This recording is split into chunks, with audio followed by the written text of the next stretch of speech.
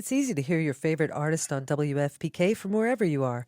Listen on your smart speaker, live stream from our website at WFPK.org from Louisville Public Media.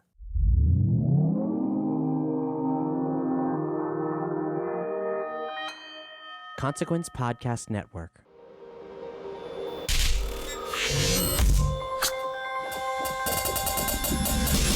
Hey, welcome to another edition of Kyle Meredith with the interview series presented by WFPK, Independent Louisville, at WFPK.org, Consequence of Sound, and the Consequence Podcast Network. Hello to all the subscribers. Thank you all for checking out the series every single week with new episodes every Monday, Wednesday, and Friday. Appreciate you listening every single time and leaving comments wherever you're listening from. If you haven't already, please give the series a rating, leave a review, you know, the usual things that you ask for in a podcast. If you're not a subscriber, please do hit that subscribe button right now, too. Of course, you can do it anywhere you get your favorite podcast from, like iTunes, Apple Podcasts, and Spotify, and YouTube, Acast, Stitcher, Podchaser, etc., etc. I'm Kyle Meredith. Today, my guest, Polica. I'm going to be talking with Channy about the new record, When We Stay Alive. Now, this is a record with a very interesting backstory, a very scary backstory to a point. Just over a year ago, Channy was on her roof, as she will tell you, and she fell like 10 feet and was basically paralyzed for a long time. And luckily recovered, but half the record written before then, half the record afterwards, a lot of the songs speak to two very different points in her life. And we're going to get the whole story on that, what happened, how it affected the songwriting, and how the characters within the songs, you know, herself, kind of develops and changes throughout. But there's a bigger picture to it, too. With the words, when we stay alive, does mean something very personal, but there's something in the bigger cultural context as well. You don't have to think too hard to figure out exactly what that is. She's also a fantastic collaborator with Aaron Dessner and Justin Vernon, which as a big collective is like over 100 artists in this thing. It really kind of changes the idea of what a band can be. And Channy will tell us how that actually affects her songwriting on this record specifically. We'll hear about teaming up with Boys Noize, singing with Lane 8, backing up Swamp Dogg, as well as the stories behind some of these singles like Driving and Trash in Bed and Steady. So let's get into it, talking about the record When We Stay Alive. It's Kyle Meredith with Polica. Yeah, this is Channy, Leaneagh. I got to tell you how much in love with the new record I am, When We Stay Alive. It's cool music, it's fun music, it's dark music, it's sad music, it's sort of everything I want in an album. I know it's got a heavy backstory, and I figured we would touch on that because with a title like When We Stay Alive, this is something that I feel like it probably means a lot of different things, both personal and in the bigger context. But in the personal story, it traces back at least half of the record from a fall, right? Yeah, it was about a year ago. So now at this point, I'm like, kind of over it because I did my work in kind of processing it. And I'm kind of like, I don't know, was it that big of a deal? But yeah, at the time, it was a big deal. I fell from my roof doing some classic Minnesota winter housework, and I, at first couldn't walk, and then did some physical therapy and wore a brace for about 3 months, and I'm really back in full use of my body. But yeah, it was a lot at the time, but what it did do is I was kind of like not really making time for music, and then all of a sudden I had time to write. So it made it so that we got this record done. Yeah. I wasn't really that interested in rushing it or really prioritizing it, I guess. So when you're in a moment like that, paralyzed for the moment, and you do start thinking of music, does it start coming from a different angle than what you're used to? It came from a place of some freedom, in that I tend to be really anxious like many people, and I deal with that by working, and I always have something to do. And so suddenly I didn't have the ability to do anything. And for me, I can be creative when I feel like I'm stable and I've taken care of other things that needed to happen. Because it's always been a kind of a cathartic thing that has been for me. And so I always feel like I have to take care of the necessary things. And I started to see it as the only thing I could do for a bit. And so I got to have this gift of quieting down everything else and I'm not being able to like lift anything or, cook or like even really go outside because it was so very snowy and icy. And so I could be quiet and just make music my job in a way that I didn't really feel was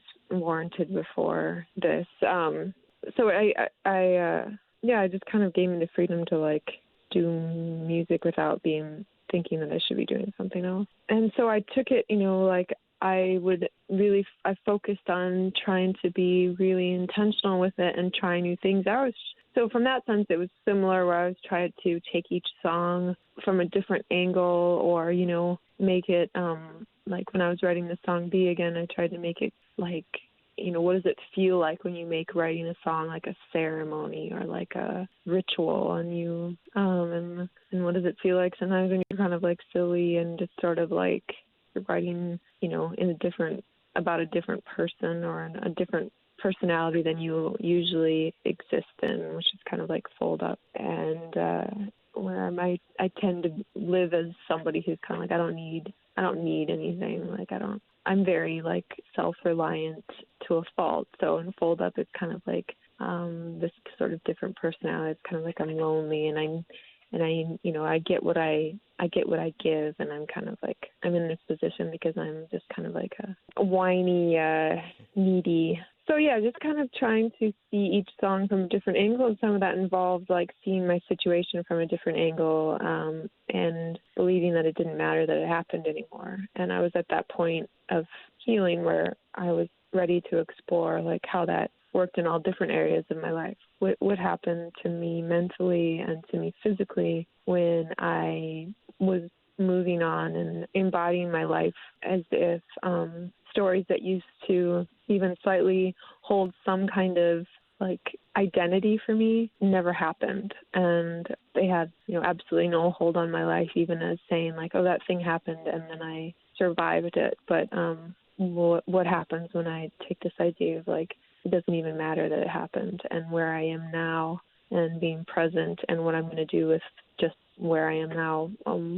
What do I have to say about that? Yeah, I've heard you, or maybe read you saying it's in a way like rewriting your own history. Yeah, and that was kind of a revolutionary idea to me because I think there is some importance, and I think it's really a personal thing, and everybody has to do what they need to do. But even just little things where we find identity in surviving something, even that for me started to wear me down. Or as my doctor that I was seeing, pointed out that I'm still kind of holding on to in that like some regret and shame that some things happened. Like what happens if I like just completely rewrite the story that I went up on the roof, but then like, my partner came out and was like, hey, what are you doing? Let's, get down from there, or like I just like fell into a big cloud of snow and, some magical fairies picked me up, and just like, what is the importance of a reality in the future and now, like in the past reality, like what, and it was kind of an experiment, if people ask me what happened, I'm not like nothing, or, I'm also not that dramatic that I completely lived in my own rewriting for my own, but, being able to exist in this world and not is kind of where I like to try to be. Can we all, like, as a nation, do that whole exercise come, like, mid-November? Is that something we can all pull off? Exactly. I mean, you have to have some of that to be active and involved and saying, like, there is hope. There is a hope that things can get better. And that is a little bit like forgetting a bit about what has happened in our history as a country and in this world as humans, It's like a little bit, you have to forget a little bit of what we've done, and only with the purpose of believing that it's possible for us to improve. And care about each other more than ourselves. And I guess that's where the dual play of that title, When We Stay Alive, comes through, because on one hand, it's like, is it hopeful? Is it cautionary? And is it everything at once? Yeah, I think it is that thing where it is sort of like everything is political. Everything is, it has a lot of different meanings for me. It has a lot of different meanings for me. I tend to be very like very future driven, very like the end is coming. But I'm also a parent, so I can't share that with my children. But how do you kind of turn it on its head for yourself and look at it from a different direction that, okay, well, what if this catastrophe does happen? What if Trump does get elected again? And then, but we're all still here, Well, what are we going to do then? Or, what if, half of the world does go up in flames and then some people are left? And, what are we going to do? And so if you live in that doomsday, I remember when I was growing up, there was like a movement in the evangelical or kind of far right where it was like, it doesn't matter if you recycle or litter because this isn't our home. Like we're all going to heaven if you believe in Christ, like it doesn't matter what we do to this earth. And that kind of mindset that kind of permeates even non-religious people, like it doesn't matter what happens because I'm leaving this world either in death or whatever. And so I don't care what happens, but how do you think about, what about when the people, thinking about, what happens if you don't die or if, we're here after this catastrophe and you have to keep living. And so instead of thinking about the worst, thinking about like a little less, dramatically like death will save us, and instead like what about life and what are you going to do with your life? It's interesting. I've never thought of the context like coping mechanisms in songwriting.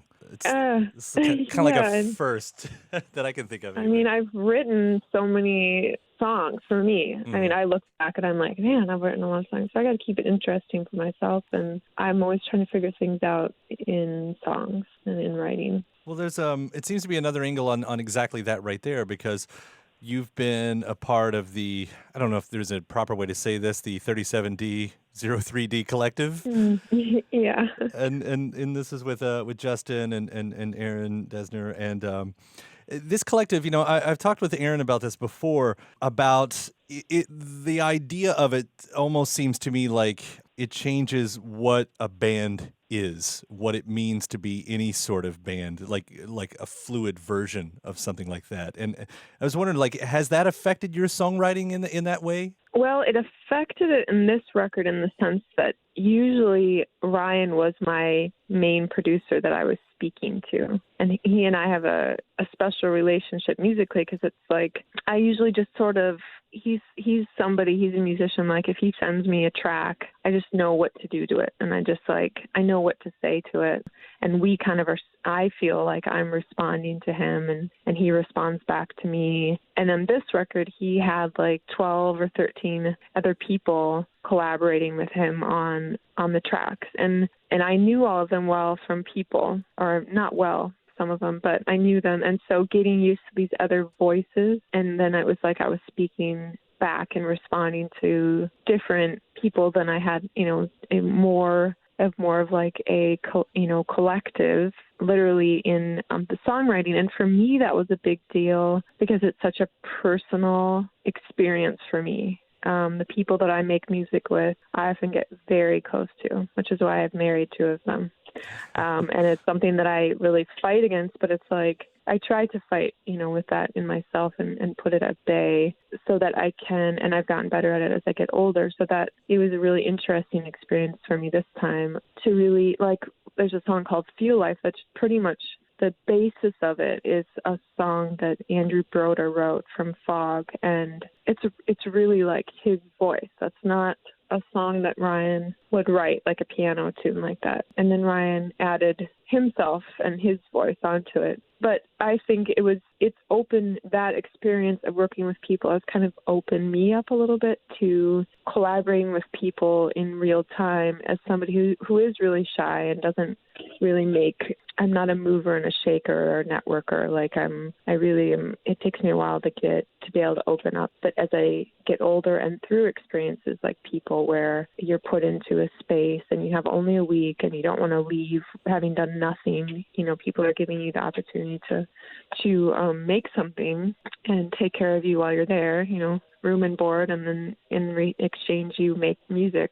It kind of pushes me, and it pushed me to try to be braver about working with people that I didn't know. And then for the pure, none of it was going to be recorded or sold, or, I guess it's up on people now, but it was just for the pure act of making, which I really love. And that I think, this past couple years, then Polica made like 2 other records with Dustin Zahn and Task Force, and a lot of it was just like getting used to and comfortable with just making stuff that will probably never come out, or making stuff that, for just the act of making it, that will then inform the stuff that you're going to make in the future. So I think that fit in line with how Police has operated in a lot of ways in the past, of making with people outside of even the People Collective, but just making music with friends, as that's sort of the beginning of Police and what we started doing and kind of how we've carried, but we really opened up to more people after the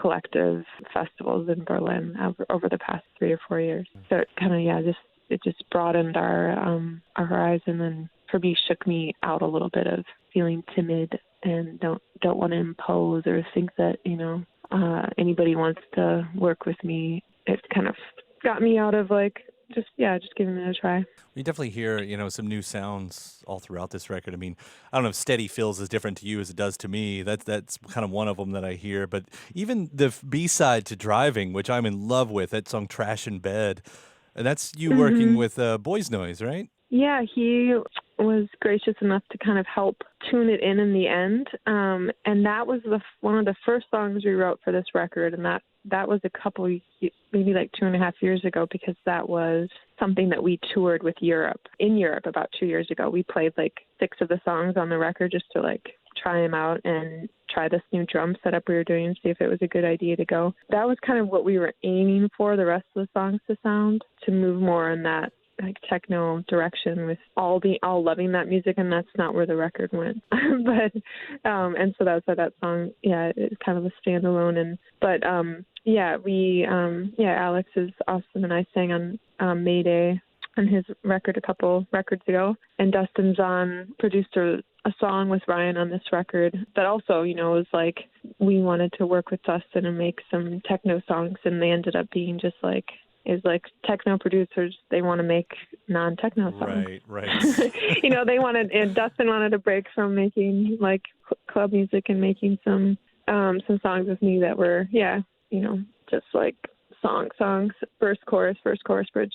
So it's just been really fun to just see because that's what's so wonderful about making music, is it pulls the stuff that's inside of you out, and it tells you, what you're going to make. And it's exciting, or interesting at least, to see what comes out of people. But so. Yeah, I mean, you're all over the even the new Lane 8 record, Brightest Lights, and it's like 2, 3, or 4 some odd songs on that one. With it being like someone else's record, in these collaborations that you're talking, like Mayday and that song and everything, I mean, do you feel as close to those songs as something that would be on just a Polica record, or is it sort of something completely different? It is. It's very different, but I still care deeply about it. Like, those Lane 8 songs are some of my favorite songs that I've written, because one, the experience was so great, and it's vastly different where I'm in a room with Daniel and this other person named Kyle, who Kyle and I wrote a song together, Brightest Light, that was the lead single on the last Lane 8 record. And where, when I write with Polica, no one ever says oh, I wouldn't sing the verse like that, or why don't we try a different word?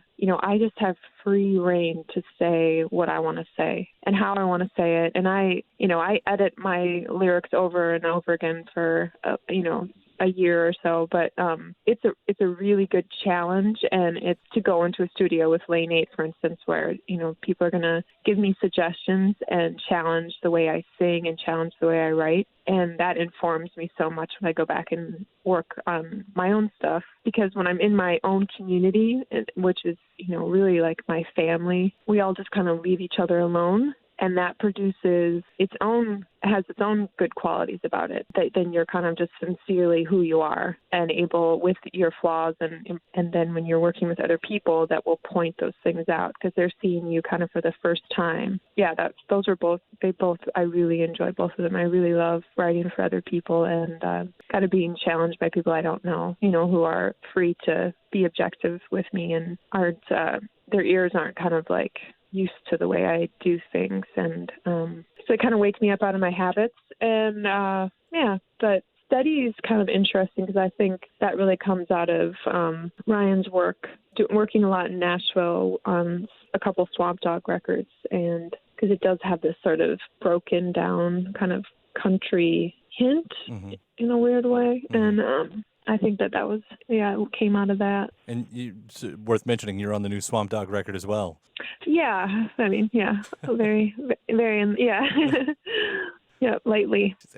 She's everywhere. Singing backups, and that's how I first got to know Ryan, was singing backups in gangs. And I love singing harmony. Like, I think that's the best. Now, I don't know the timeline of, like, say, Swamp Dogg, or of course that's backup, maybe that's not the right one, but it's like Lane 8. I don't know the timeline of you recording that one versus when you're doing When We Stay Alive, but when an artist is writing in such a, small amount, you get the same themes, and that's sort of how records happen, I guess. But do these songs speak to the same emotions that you're speaking to? Like, did the Lane 8 songs speak to the same emotions that you're speaking to from When We Stay Alive? I think that I do. That's probably another fun thing, is I do try to specifically not write about myself when I'm writing for other people. And the timeline is really interesting. And I think another reason why I loved working on those songs is I was at such a place of just kind of, just a really low place when I went to record for Lane 8. It was over my birthday a year ago, and it was literally 10 days before I fell. And Daniel flew me out to Denver, and I was just at a place where I was like, I have to find another job. I was working as a nursing assistant, but I was very depressed, for lack of a better word. And I got there and I wrote with him for a week, and I felt so alive, and I was just like awake. I didn't have to pound coffee or caffeine all day. I was like, my heart was beating. I was writing. And writing love songs that were, mostly sweet and not really the kind of stuff that I write, but, trying to fit the song. And I was really enjoying it. And I left that being like, even if this isn't like my career, this music really is something that I should do because I really do enjoy it. And it's one of those things when you're sweating and your heart's beating and you feel awake and time is moving, but you don't feel like it even is. You're like, those are the kind of things that are called, I think, your passions, or, things that you should do because they bring you life and energy. And I left that feeling that way. So that was a really positive trip for me because I'd been feeling really like I couldn't find my lighthouse. I couldn't find what I was supposed to do. So that was that timeline. And before that I had written, a year before that I was writing like Steady and Forget Me Now and Trash in Bed. And it was after and starting in the spring of 2019 that I started writing like Driving, Be Again, Feel Life, Sold Up. So some of those qualities are different too, because some of them, the ones after the spring, were sung in my room, in my house, and then the ones before were sung at a friend's studio. So I'm really hearing how the two parts of your life, I don't know if it sounds like that to you, hearing how the author sounds before an event and after the event, and how it makes a complete album. Yes. Yep. Yeah. And they all kind of still work together because, as it's not like the accident really changed the core of me. I still, I unfortunately did not become like completely always grateful and always, rosy and always looking at life as I should. But it really did inform me and still really does. Well, I think you've made beautiful art once again with this record. I honestly can't say enough great things about it. When We Stay Alive. Channy, thank you for the music, and especially thank you for the conversation today. This has been really really fun. Okay, well, thank you so much. Have a great day. All right, take care. Bye.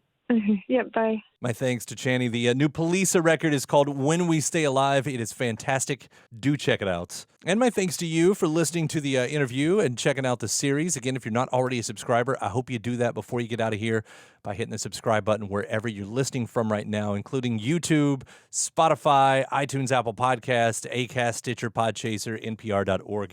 Any of those places. And if you already are, and you can leave a rating or a review, it's always extremely helpful as well. After that, head to WFPK.org. That's where I do a show Monday through Friday at 6 p.m. Eastern. It's an hour full of song premieres, music news, anniversary spins, and bonus interviews. Again, that's WFPK.org. ConsequenceOfSound.net has your music and film news. You can also find me on social media, any of the platforms at Kyle Meredith. And that does it for another edition. I'm Kyle Meredith. I'll see you next time.